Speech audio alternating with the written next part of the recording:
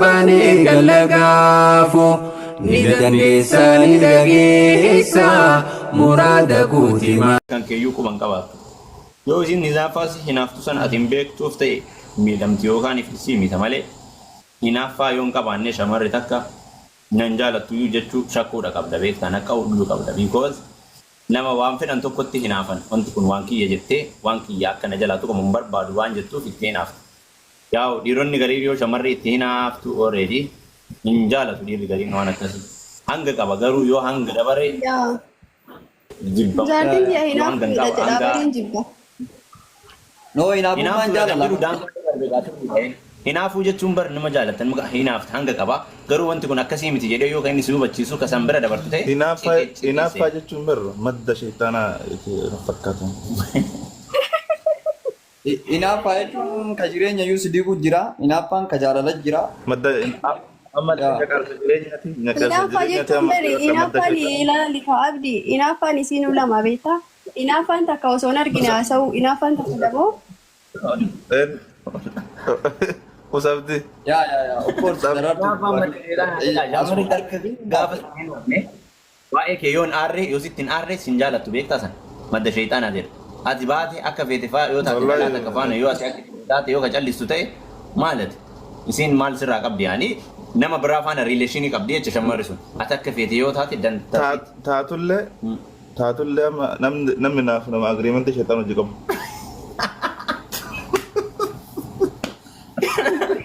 Garuu waan inni of argite agreementii shaytaan hojii naa qabu jedhaa agreementii chaappaa wayii kan hin ta'in beeku.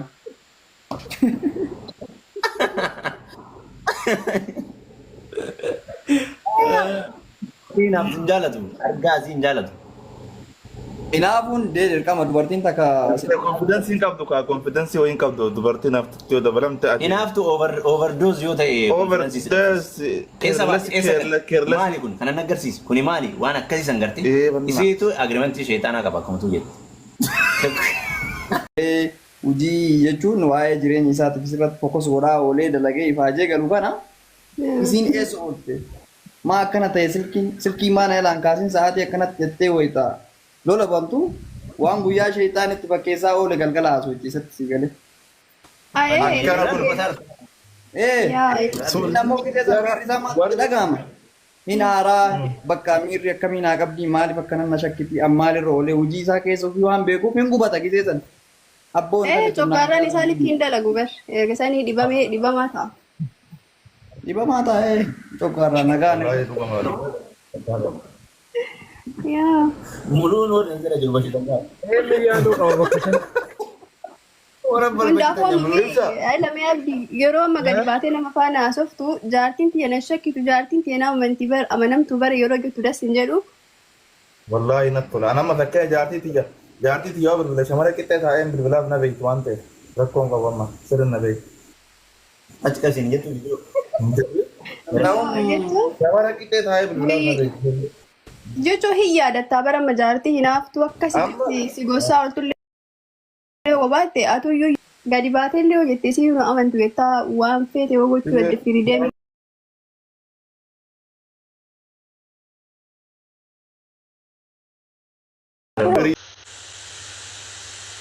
Afaan sitti bengeessu waan beektuun tagibari yoo agarsiise das jedha. Anamma afaanii waan baay'ee haasa'uu danda'a beektu.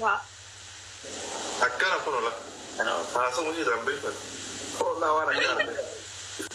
Ate jaartii kana argachuun asirratti jarfataa jiru. Asirratti jaartii nama akkana namaa jiru argachuun kee.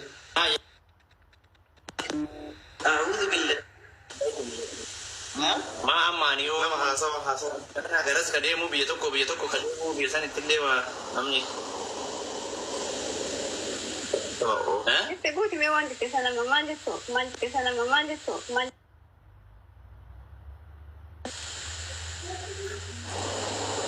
Seengallee maani yaanni kiyyazii galaa himaa yoo akkanatti ani yaanni keenaa galaa kafuu lafa tokko kun jiru masaaloo mibbaalii miti namni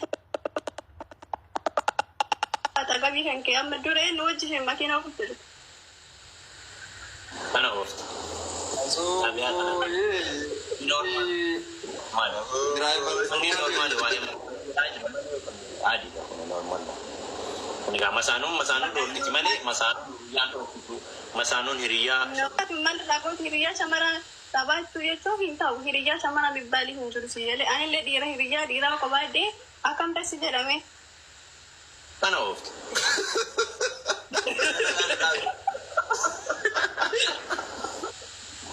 Dalagaa dhaabii jedhi akkasumallee taphatu.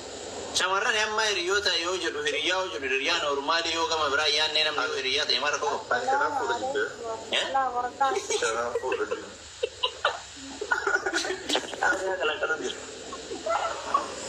Isiisan jechuun beeku qaba barisiisan jechuun maal akkasiin beeku qaba. Akkas yoo ta'e beektaa ka halaalarra waliin jiraatu kunniin muluun isaa waliin amanuu jechaa bara.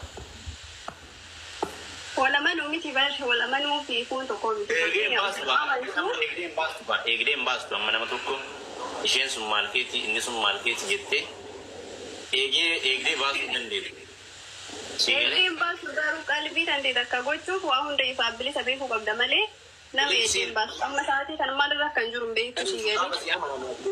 Yoo shamara faana yoo yookaan meebi dalagaan isaa yoo shamara faana ta'e shamarran ammas biratti wanni jettanii yoo dalagaan isaa yookaan biiroo tokko keessa sii faana ta'e already wanta ati gootu namni sun yoo siif amanamaa ta'e maatarii rakkoon tokko hin jiru si jedhe yoo siif amanamaa ta'e akka as nama san yoo shakkii irraa qabatte yoo siif amanamaa ta'e shamara faana akka dalagu ta'e dalagaa yoo ka waliif fidu ta'e maal goota wanni ati gootu.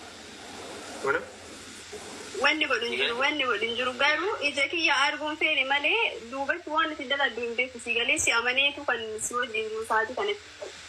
Kanaafuu asabii warra akkas yaadu sunneen hin ta'u maayindintinidha. Asxaasabii kan nama gabii kan keetii arguun fedhu kanuma bakka nama gabii kan keetii arguun hin fedhu. Arguun fedhu hoo jettu saayidii qabaabadha. Namni ati hin feenee fi namni ati feetu hin jira si galee nama kana nama waliin waan biraa ta'e yoo ta'e hiriirri kana biraa yoo ta'e fedhu jechuu dandeenya si galee nama dalagaadhaan waliin agartu yoo ta'e nama dalagaa yookaan walitti fidu yoo ta'e eegiddi wanni ati gootu hin jiru si galee eegiddi yoo osoo hin taane amanuudha qabda nama san dirqama kennu. Ana masitti immoo dirqama jechuun kun amma waan si beeku qabu atamma nama dalagaa fi waan beeku qabu ana fakkeessee keessa kiyya waan hin fudhanne sitti hin fakkeessu ana mukkeessi kiyya hin fedhu garuu dalagaa. Saayidii tokko yaadu miti. Hiriyaa shamaraa namni amma ati saayidii natti itti yaadu saayidii biraa yoo ta'e na waliin arguun fedhu garuu shamarri obboleetti gama baay'een shamara walitti dhiyaatu dandeetta si galee. Yeroo kana immoo gama hin taane san qofaan osoo hin taane gama jaalalaa qofaan osoo hin taane nama karaa baay'eedhaan itti dhiyaatu. Nama shamara kana. Dhiiraaf shamarri immoo tokkoo miti. Anillee yoo akkas ta'e faana yoo argite wanni jedha walitti dhufu kanaaf kun dhiiraa fi shamarri kennamni isaallee uumamni isaallee waa hundi isaa tokkoo miti. Ani akkas ta'e fata akkas ta'uu hin dandeessu galee. An dhiira faana yookaan an shamara faana yookaan dalagaa waliin nu fideef dalageef yookaan waliin ooleef yookaan waliin haasa'eef ati dhiira biraa faana deemtee akkas jechuu hin dandeessu. Ani yoo akkas ta'e natti tola waan jedhu san hin ta'u galee. Akkuma shamaraatti gaafa uumama gargar godhee uume si galee. Dhiirrii fi shamarri tokko. Laki yaa'anii qal'atu jira jedhama. Qalbitti yoo deebi'ee. Maal jettus siif hin jennee bara timirtiidha gaa nama biraatiif iyyuu dabartuu wanti qabdu shamara yoo taate waan akkasiiti. Yeroo ammaa kana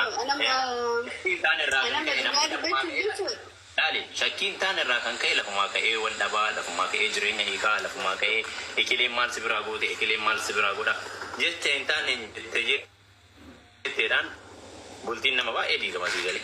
Kanaaf immoo miiseejiin ati ta'uu qabdu shamara akkasiisan ta'uu qabda malee shamara akka dhiira jaalallee kee faana yoo shamara biraa agarte eegiddi nama san dhiistu akkas ta'uu hin qabdu jettee. Shamarroonni kun waliin. Dhiisuu miti baramma kun dhiisuu miti waanuma nama sanii jaalatanii waan irraa jiranii malee. Amma hundaafuu jechuun qal'atu jira jechuun dhibba irratti waan si amanuu fi waggaa gana kan si wajjin ture si amanas si kabajes jaaladhes yaaniin takkaffaa nama tokko gaafa jaalatte dhibba irratti. Malee kakeennaani. Waan keessa hin haasa'u. Kakennaa maal haasuuf? Kakennaa miidiyaa. Amma warra miidiyaa.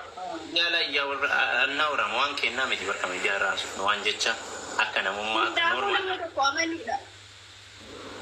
Hundaafuu nama tokko amananii gaafa jedhanii jaalalli sun faamiilii nama hin amanaa jaarsa kiyya hin amanaa qalbii kaasee malee kan duraallee amanuun dirqama nama tokko gaafa jaalala halaalatti eegalanii irra caalaa amanteedha walamanummaa qabaachuu kana wal caqacaquun faayidaan qabu sagalee jaalalli hin qaxxalu akkasitti. Amma kuni akkumatti haasa'u mazziimmi jeetu maaniin qalbimaaf fide malee namni gaafa walii amananii wal jaalachuu hin danda'u dirqama sun ammoo qalbii fidedha sagalee. Kamar akkanaatu argachuun badhaasa rabbiiti saayibaki. Aku kalli ta'ee namni kun nagarii fudhatu hin qabne already waan tokko waan beeku qabu shamarri inni shamara faana oolaa anillee dhiira faana oolaa waan jedhu sun walitti isin jabeessaa osoo hin taane walirraa gargar isin baasaa beekuudha qabdan achumaan yoo isin hin jiru gargar baasaa osoo hin taane gargar baasaa adda ta'ee gargar si baasaa because kennamni ilma dhiiraatii fi kennamni shamaraa fi uumamni shamaraa itti galatoomii naa jiraatu mee asumaan abdi maan jedhaa jira bar naa jiraatu. Akkuma isin jettee carraa qabuu taati abdiin akkana jechuun. Sancaala dhiifamaa hojii ammas waan takkitti Jibriil jaartii qabaa naan jee ture asoo sagal qabaate uunee isaa nanu maali jaartii qabaate shari'aan afur erguu qaba. Rakkoon qabu. Urnee faallee yoo taate anamma nama gaarii sii fedha malee Jibriil kanallee akkanumaan hiriyaa siin godhu beektaa akka obboleessaatti anamma obboleessa kee hangafaa yoo ta'e. Nama gaarii yoo ta'e Jibriiliin kun yoo nama ergatu biyya ergatu ganda ergatu warra ergatu ta'e walitti isin galchaa walitti isin fida yoo warra asirraa tultulee warra fooloo barbaacha kanneen taate siin heeyyamu siin jaa takaaniiti filannoon keeti rakkoon rabbi walis yaa gaggalchi walis yaa qaqqabatillee galatoonni biraazir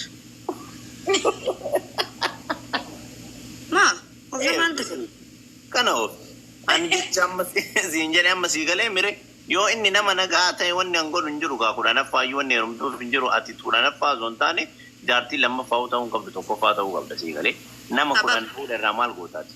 Maaliif hin jee beektaa? Siin ta'u ana siin jaara. Siin ta'u namni 5-4 qabu ati tokkoffaatu siin mala qulqulluu tana hin dalagadha amma kana ooftaa wayitu hin jiru ati ganaadha umriin kee ganaadha. Amma karoorri kee dalagaadha. Kanan jennee bar dhageeffadhu. Singilii tokkotti dammaramta. Oromoon maal jette beektaa? Shummoo wal keessa bilchaattii jette. Wal keessa bilchaattii wayitu hin jirtu dalagaadha amma wal keessi wanni bilchaatu hin jiru. Maalirraa siin jee beektaa? Namni kun makiinaata qaba sababa waan irratti dubbatu qofa bareedaa fayya namni. Amma akkam godhatee qalbiyyee sii maagaa erga akkasillee jettee bakka mee qalbima keessa godhadhuuti Jibriilii kanallee ittillee of hin kenneen qalbima keessa godhadhuuti. Waliin dalagaa kan keessa immoo wal keessa bilchaattii mire dalagaa keeti. Jibriiliin. Baanee galagaafu ni dandeessa ni dhageessa muraada guutima.